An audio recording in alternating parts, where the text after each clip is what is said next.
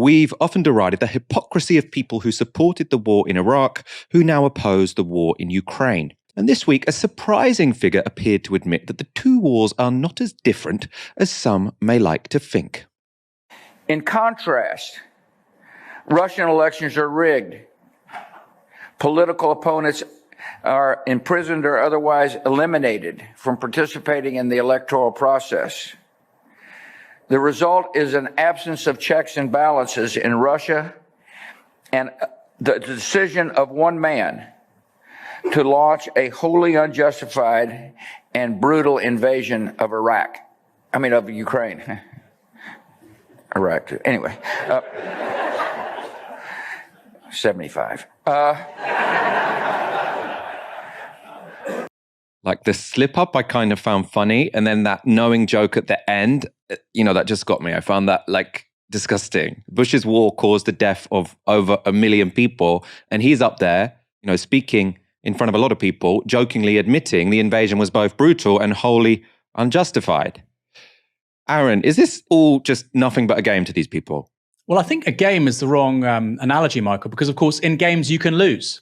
And there can be negative consequences. He certainly doesn't take it seriously. What is remarkable, Michael, is we have to sort of return to the importance of the Iraq War and the consequences of it.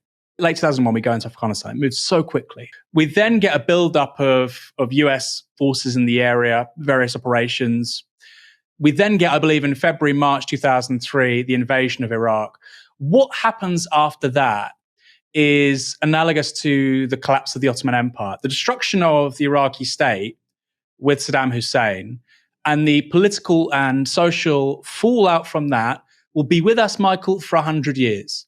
Just as today we talk about Syria or Palestine, and we refer to the Sykes-Picot Agreement from 1916 or the Balfour Declaration from the early 1920s, just as we look at the collapse of Yugoslavia and the Balkans, and we can again point to how the Ottoman Empire fell to pieces. We can look at the Caucasian countries, and we can talk about the collapse of the Russian Empire, the Ottoman Empire. And even today, 100, 120 years later, these countries are still contesting their borders and their very existence in a world of collapsed empires. I sincerely think that the invasion of Iraq will still be creating political and economic consequences a century from now, which is a remarkable thing. It's a particularly remarkable thing when the guy responsible for it is laughing, which I find extraordinary. Maybe you can tell this to me, Michael. I don't know, what does 75 refer to? 75%? He's 75% as guilty as Putin, or maybe I'm missing something. Maybe it's a kind of weapon they used on children in Halabja. 75, I think, is his age. So I think he's saying, oh, it was a slip up because I'm old. To which people responded, the actual president, who is now in control of the nuclear arsenal, is even older and sort of even more prone to slip ups. But there we are. It's hugely important to say, Michael, I think the most overwhelming and saddening thing for me, seeing Putin in Ukraine, obviously your heart goes out to the people affected. But as a British citizen, I can't help but think, that was us 20 years ago. That was us. And I think it's really difficult for people to get their heads around this. That was us. We launched an illegal war on a foreign country. And as a result, many, many, many people died and saw their lives turned upside down. That was us. Maybe that's going to take a decade or two to process, but both war criminals. It made me think, George Bush being willing to kind of admit that, because as I say, it was originally a slip up. Maybe that's something deep in his heart. He knows that's the truth, but then he does appear willing to say, oh yeah, Iraq as well. Iraq was also unjustified and brutal.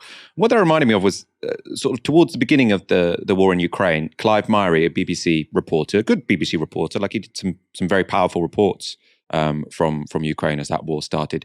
He tweeted, oh, and don't give me that bullshit that this is comparable to Iraq. Didn't explain why he thought that was a false equivalence. And I just find it odd that establishment journalists, and good journalists can also be establishment journalists. He is an establishment journalist. He also does good reporting. They are very, very reluctant to accept that a war started by the West, started by the USA and Britain in this instance, could possibly be as unjustified, as brutal as the kind of war launched by Vladimir Putin.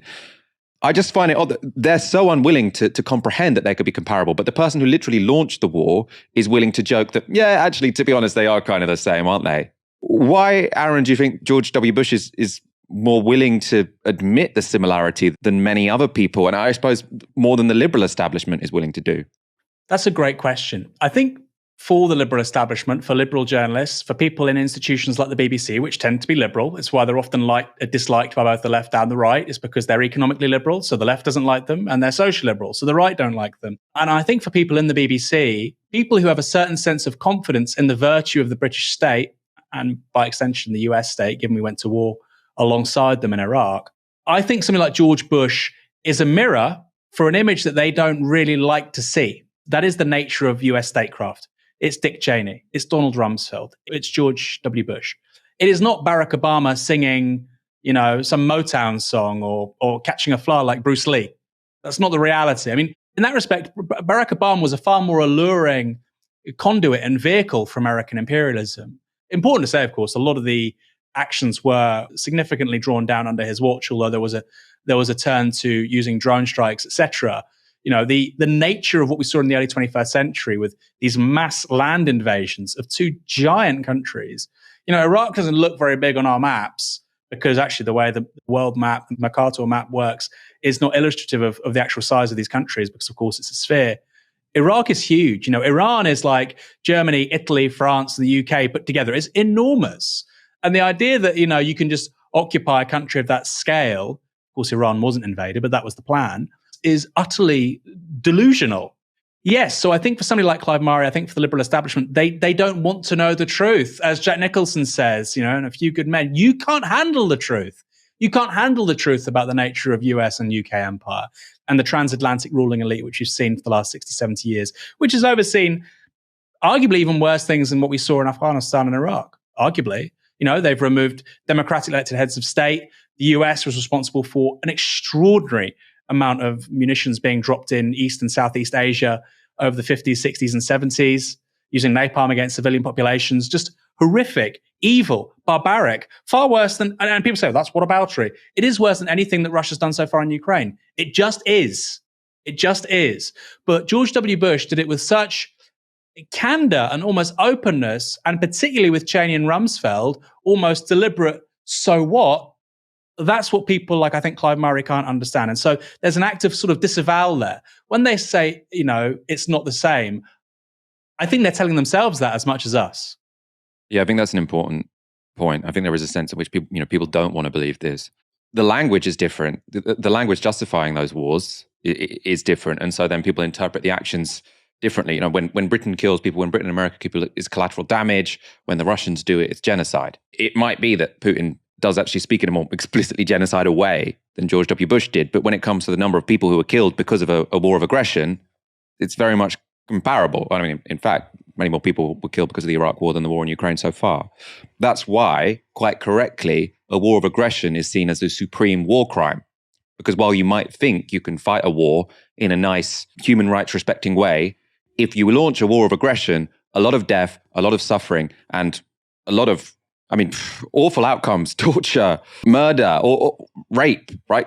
This is going to happen if you launch a war of aggression. That's why it's a supreme war crime. It should be. And George W. Bush and Tony Blair are as guilty of it as Vladimir Putin is. Tysky Sour is free for all to access. We're not behind a paywall. We don't have ad partnerships. And we will never answer to the super rich. We provide independent analysis, thorough reporting on the issues drastically impacting our lives. And we do all this thanks to our regular supporters. Join them from just £1 per month and donate anything you can at novaramedia.com/support. We couldn't make the show without you.